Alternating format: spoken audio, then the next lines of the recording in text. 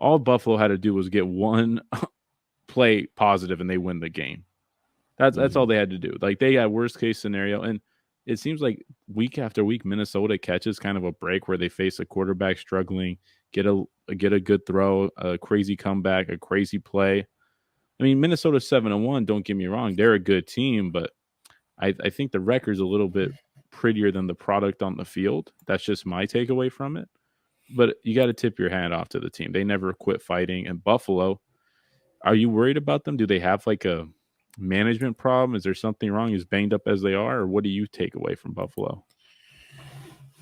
I take away from, hopefully, like, Josh Allen is getting all of these bad interceptions out of the way, but I'm concerned. I'm concerned because they're not the Bucks. They're not the Chiefs right now. Like, they don't have a comfortable lead in their division.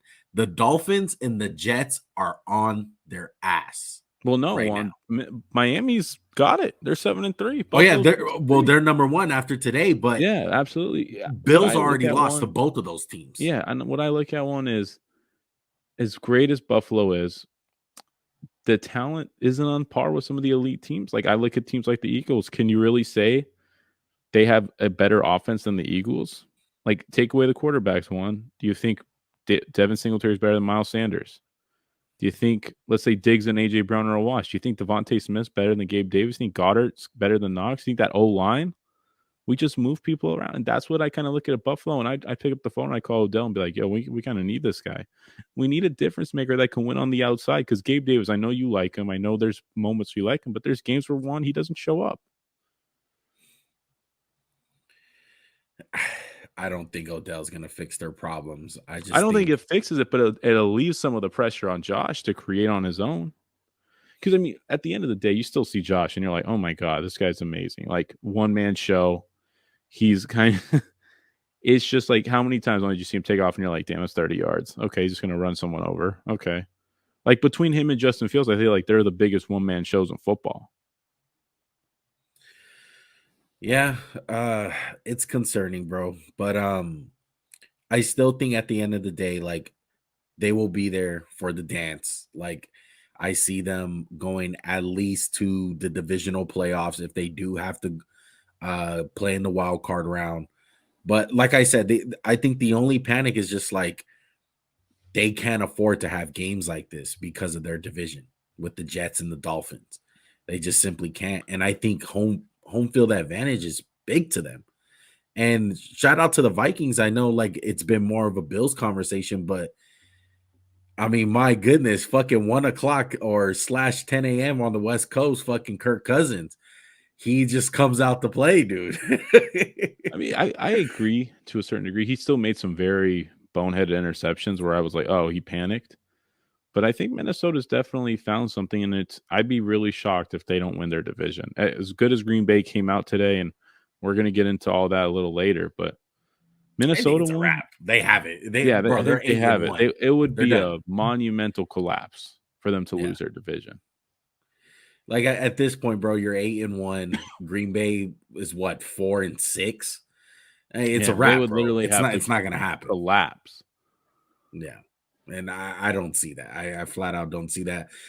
Minnesota is very talented. I think, like, I know TJ Hawkinson didn't have a lot to show for in the stats department, but I think, like, that trade was so smart for them. Like, I think he's been hitting the ground running with Minnesota so far. And all I gotta say is that this is one of Kirk Cousins' biggest wins of his career. Like, I know that's crazy to say because he's had a playoff win before, but this was huge. This was on the road. This was everyone talking up during the week. Vikings ain't shit. They're not real. They're pretenders. Let them play a really good team in Buffalo. Look what happened to them when they played the Eagles, a really good team. They got smacked up.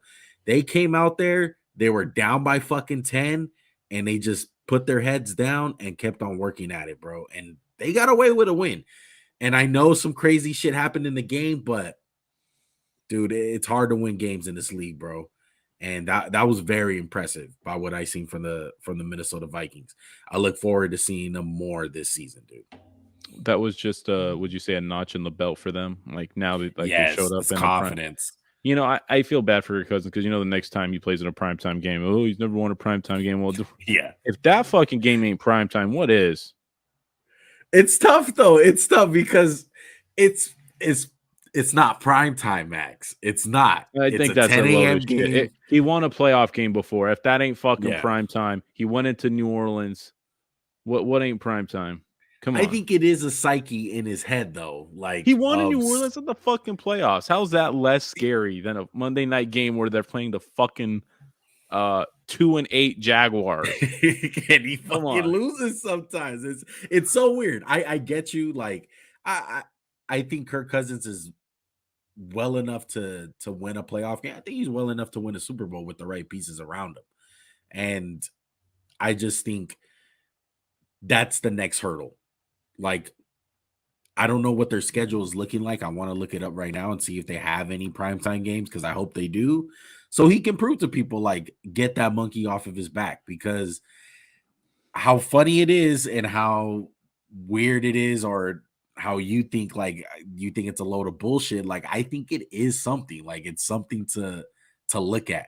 They got Dallas, they got New England. Oh, they played New England. Thanksgiving. That's prime time. That's Thanksgiving night. That's prime time. So that's a big one. Other than that, I feel like the Cowboy game's fucking prime time because you know that's America's game of the week. Back in the day, Troy would be there slobbering on them boys. Yeah. But the legend of Kirk, not prime time, is prime rib right there, my boy. He's not lunch meat when it comes to primetime games.